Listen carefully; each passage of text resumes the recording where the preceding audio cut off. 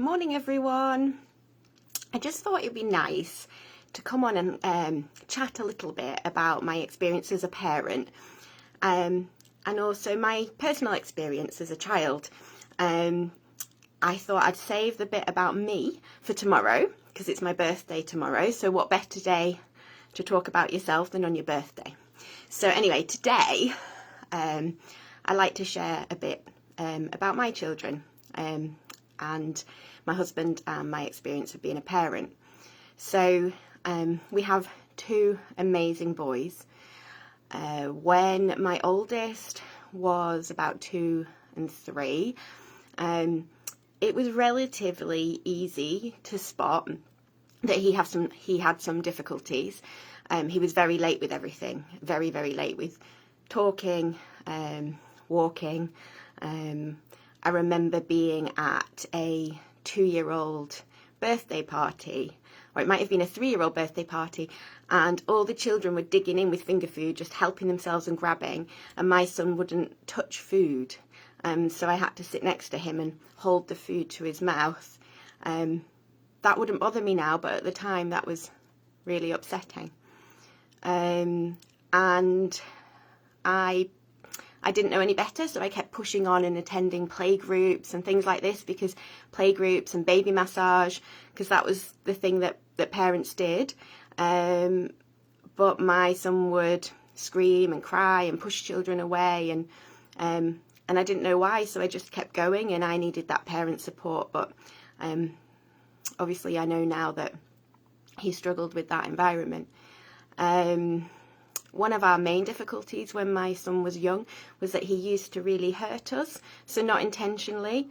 He used to sit on the sofa and he'd like push his elbows as hard as he could into us, or he'd go with his head and push his head into us. He'd be jumping all the time, not so much physically on the go, but always very needing that muscle resistance, so very unintentionally hurting us, and at the time we didn't know why. So as an occupational therapist myself, but at that time not specialising in sensory processing, I went to the NHS to seek help and advice about this need for, I knew he didn't want to hurt us, but I knew he had this need in his body. And I remember being in the OT clinic, and he was jumping all around, he was bashing into things, crashing into things, and the OT asked me why I was there, and I said, well, look, I need some help and advice with this. And I remember her saying, well, we can help with either toothbrushing, or if he's got a problem with eating and feeding, or it has to be a daily task. And I said, well, we have a difficulty with all daily tasks, because he can't do them because of this sensory difficulty. Look, he's whizzing and whirling around the room and bashing into things. Of course he can't do daily tasks. And then I was sent away and told they couldn't help because they couldn't support with sensory. And I was absolutely lost as a parent, but then also disappointed as an OT, because I knew the scope of occupational therapists and I knew how powerful we could be. So that was the start of my journey, I guess, in my self-education and learning all about the world of sensory so that I could support other parents. I had an amazing experience for quite a few years in a special school where I learned a lot about sensory processing. And long story short, that's how I've ended up working for myself. My son now is very happy in a special school. It's not, every day is different and it's not easy, but he is really happy and I'm really grateful for the school.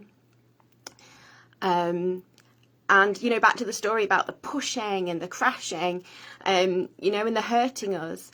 I now know that was his need for proprioceptive feedback and vestibular input. These are, they're technical terms, but really his body needed more push and pull and more movement than a lot of other children his age, and we didn't we just needed to work out how to give it to him.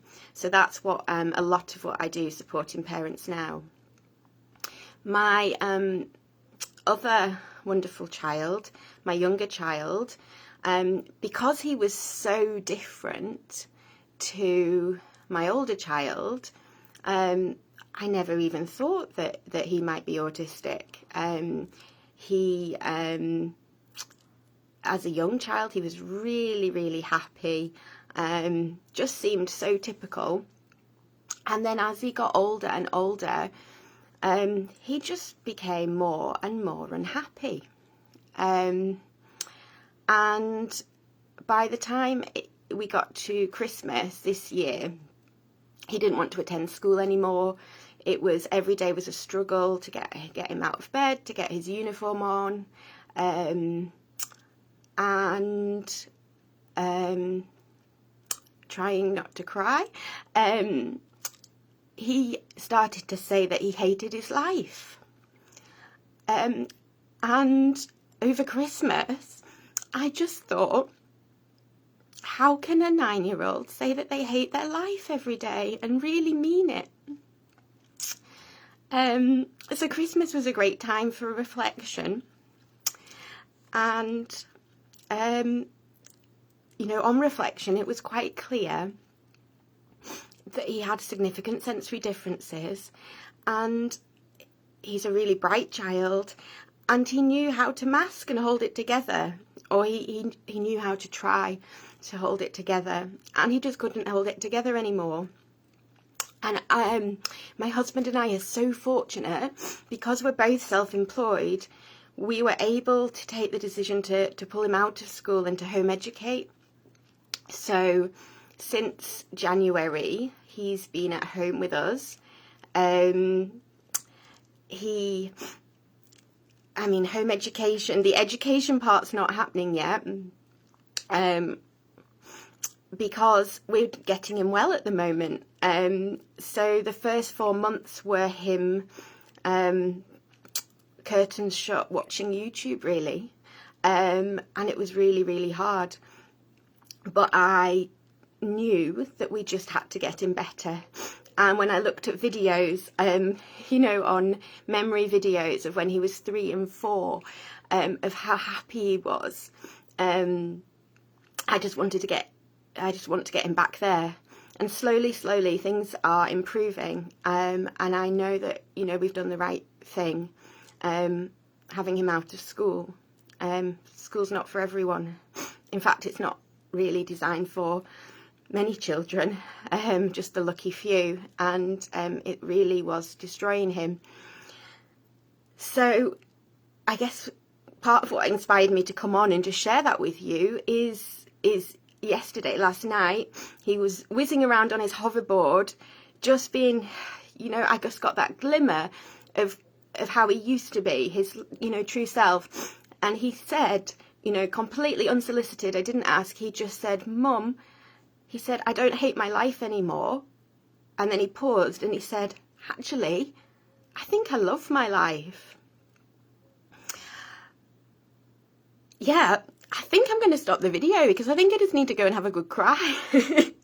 So, yeah, I'm really, like I say, my husband and I are so fortunate that we have been able to take him out of school and get him well, because we're both self-employed. And I'm also really, really grateful that my other son, that we have this fantastic special school just down the road. We're so lucky. I know some fantastic therapists that aren't parents. You know, I don't think you have to be a parent to be a good therapist. But for me, I think, you know, it does help. You know, I have right the way through, you know, fighting. It's fighting, isn't it? Often as a parent, fighting for diagnosis, fighting for the EHCP, then getting an absolutely crap EHCP with another child's name on it. You know, all those just crap things as a parent that you have to go through. You know, I've been there, and I do think it makes a difference. I do think it makes me a better therapist, because I care so much, and I don't just care about my children, I care about everyone's children. So yeah, thanks for listening. And I'm going to hop on tomorrow. So it's my birthday tomorrow. So I thought I'd talk about a little bit about me tomorrow, and about my experience as a child, in case that's helpful or in case anyone's interested. Okay, have a lovely day, everyone. Bye.